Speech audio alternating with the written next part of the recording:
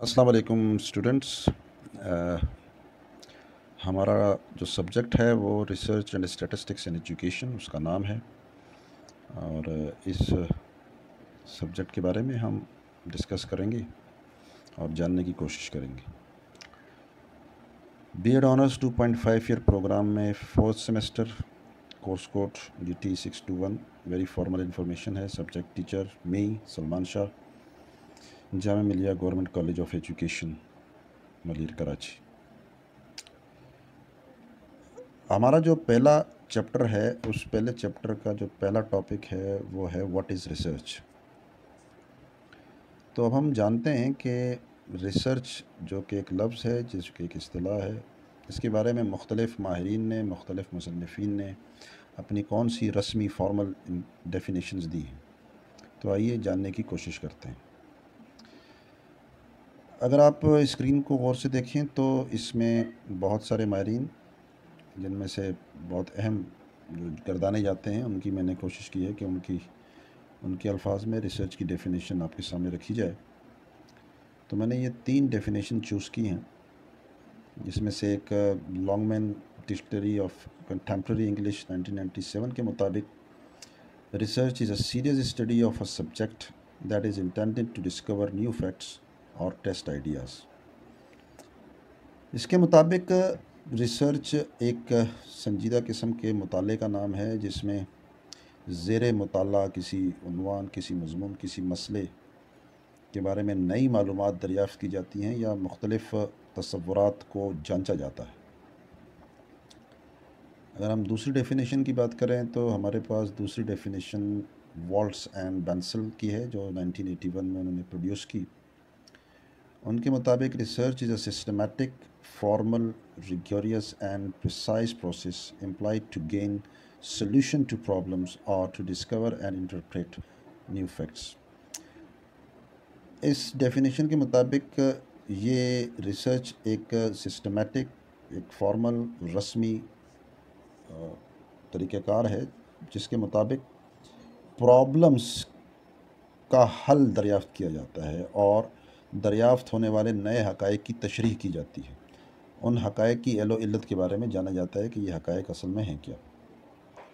अगर हम एक और डेफिनेशन देखें तो another definition of research is given by Creswell, who states that research is a process of steps used to collect and analyze information to increase our understanding of a topic or issue. It consists of 3 steps: pose a question, collect data to answer the question, and present an answer to the question। मुझे ये बहुत अच्छी definition एक नज़र आई है क्रेसवेल की, क्योंकि ये बड़ी आसान है इसको समझना हमारे उन स्टूडेंट्स के लिए, ख़ास कर के जो जिनके लिए सब्जेक्ट बिल्कुल नया है। इसमें अगर आप गौर करें तो जो लास्ट लाइन है, पोज अ क्वेश्चन, आप सवाल रखें, सवाल को पोज करें, उसे मसले की शक्ल दें, फिर उस मसले के लिए डेटा इकट्ठा करें ताकि उस मसले का, उस सवाल का जवाब ढूंढा जा सके, और फिर उस सवाल का जवाब पेश कर दें।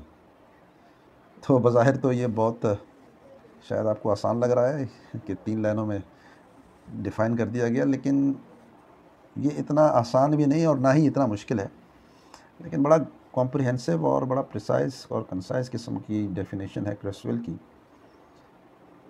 तो अगर आप स्टूडेंट्स मुख्तलिफ़ वेबसाइट्स पर जाएं तो आपको रिसर्च से मुतल्लिक बहुत ज़्यादा फॉर्मल डेफिनेशंस मिलेंगी, क्योंकि याद रखिएगा कि ये कोई नेचुरल साइंस का कोई सब्जेक्ट नहीं है कि जिसमें कोई किसी भी शे की, किसी भी कंस्ट्रक्ट की कोई एक प्रॉपर डेफिनेशन होती है। यहाँ मुख्तलिफ़ ऑथर्स के नज़दीक मुख्तलिफ़ डेफिनेशंस होती हैं, मीनिंग्स ऑलमोस्ट एक ही होती हैं, अल्फाज उसके मुख्तलिफ़ हो जाते हैं। इसके अलावा आपको मैं तजवीज़ करूँगा कि आप अगर उर्दू में प्रेफर करते हैं तो एस एम शायद की किताब देख लीजिएगा, तालीमी तहकीक हमारी लाइब्रेरी में बड़ी इजीली अवेलेबल है, उर्दू बाज़ार में बड़ी इजीली अवेलेबल है। और इसके अलावा जो है वो LRGE की किताब बहुत ज़बरदस्त किताब है रिसर्च की, उसमें आपको डेफिनेशंस मिल जाएंगी। तो फॉर्मल डेफिनेशंस तो बहुत ज़्यादा हैं, लेकिन असल बात यह है कि इन डेफिनेशन से हमने अंडरस्टैंड क्या किया। तो आइए देखते हैं कि हमने अंडरस्टैंड क्या किया है। अगर हम अभी जो हमने आपके सामने डेफिनेशंस रखी उनका एक ख़ुलासा तैयार करें कि ये डेफिनेशंस हमें क्या बताती हैं कि रिसर्च क्या है, तो 1 2 3 करके मैंने कोशिश की है कि आपके सामने रखी जाए। और ऑलमोस्ट आप जितनी भी डेफिनेशंस ले लें उन सब की समरी ऑलमोस्ट यही बनेगी, यही पॉइंट्स बनेंगे। ये पॉइंट्स क्या हैं? नंबर 1 कि रिसर्च यानी तहकीक एक सिस्टमेटिक प्रोसेस है। ये सिस्टमेटिक प्रोसेस से मुराद यहाँ ये है कि ये एक स्टेप बाय स्टेप चलने वाला प्रोसेस है। ऐसा नहीं है कि आपने इसे यहाँ से शुरू करना है और फिर दोबारा ये करना है। यानी इसके बारे में एक मुकम्मल लाएअमल है, एक मुकम्मल तरतीब है कि आपने कहाँ से शुरू करना है। और आगे चलकर हम जैसे जैसे वीडियोस अगर हम बनाते जाएंगे तो इंशाल्लाह इसका जवाब आपको मिलता जाएगा। तो इस वक्त तो ये ज़हन नशीन कर लें कि ये एक सिस्टमेटिक प्रोसेस है, यानी ये स्टेप बाय स्टेप प्रोसेस है। नंबर 2 जो हमने इससे कंक्लूड हम कर सकते हैं वो ये कि सॉल्यूशन टू प्रॉब्लम। यहाँ पर रिसर्च में हमेशा किसी न किसी प्रॉब्लम का हल ढूंढा जाता है, किसी मसले का हल ढूंढा जाता है। यानी कि अगर मसला नहीं है तो रिसर्च नहीं है। 3 discover and interpret new facts. Research के अमल के बाद कुछ न कुछ नया दरियाफ्त किया जाता है और जो दरियाफ्त होता है फिर उस दरियाफ्त शुदा हक़ाइक़ की तशरीह की जाती है। पोज अ क्वेश्चन, सवाल ढूंढा जाता है, कोशिश की जाती है। यहाँ सवाल से मुराद स्टूडेंट्स में आपको ये भी बताता चलूँ कि यहाँ से सवाल से मुराद प्रॉब्लम भी है।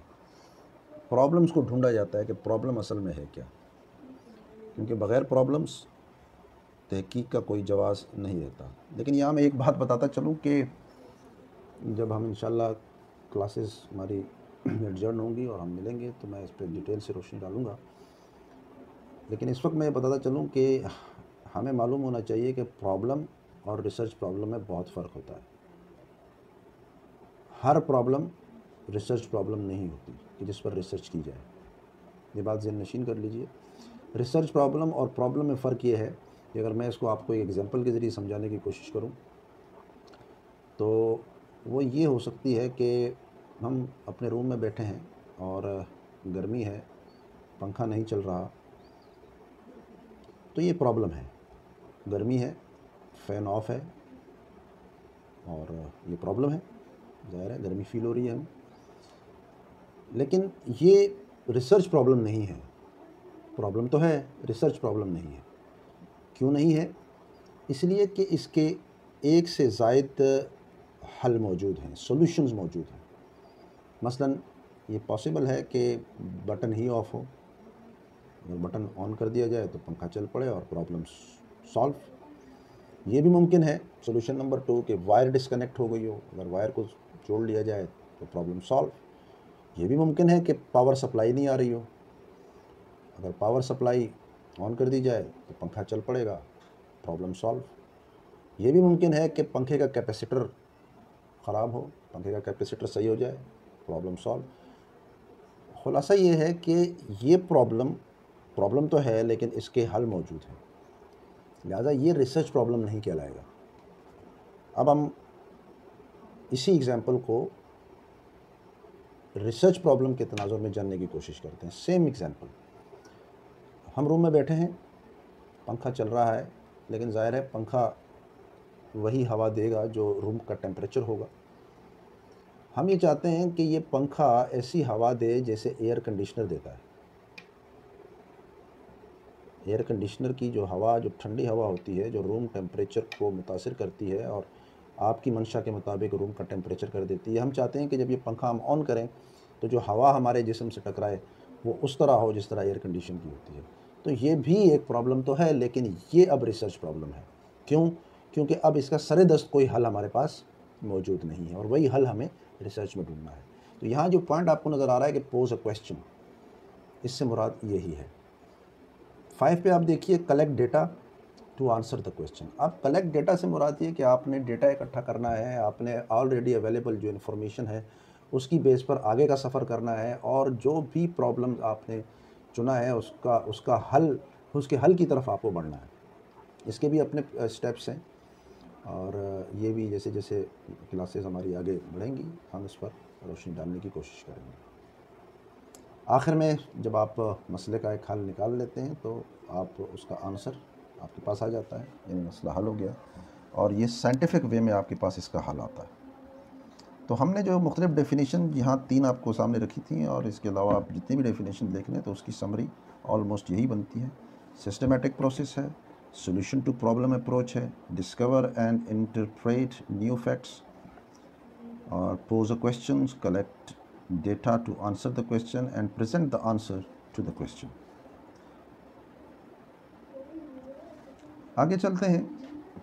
अगर हम कंक्लूड करें कि जो हमने अब तक समझा मुख्तलिफ डेफिनेशन, और उस डेफिनेशन को हमने जब समराइज़ किया तो हम इस नतीजे पे पहुंचते हैं कि research is a systematic and step by step process. Already told you, research is a scientific method to investigate something. ये भी बहुत अहम पॉइंट है, इस पर ज़रा गौर कीजिएगा।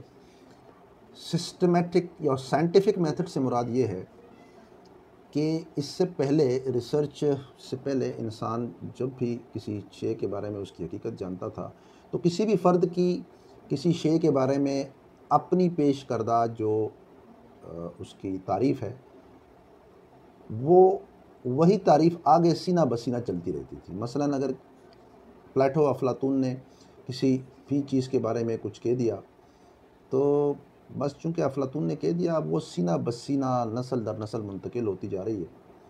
ये उस पर उसे कोई टेस्ट नहीं करता था, ये इन्फॉर्मेशन जो है वो एक सीना बसीना आगे मुंतकिल होती थी। इसके अलावा वही एक ज़रिया था, कुरानी, जैसे कुरान पाक एक वही के ज़रिए नाजिल हुआ है, वही के ज़रिए दी गई इन्फॉर्मेशन सोर्स ऑफ इन्फॉर्मेशन होती थी। ये टॉपिक भी हम सोर्स ऑफ डिफरेंट इन्फॉर्मेशन में पढ़ेंगे। लेकिन ये जो साइंटिफिक मेथड है, साइंटिफिक मेथड एक ऐसा मेथड है कि जिसको अगर हम समराइज़ करें तो हम यूँ कह सकते हैं कि मुंतखब करो मसला, आज़माओ, देखो क्या होता है।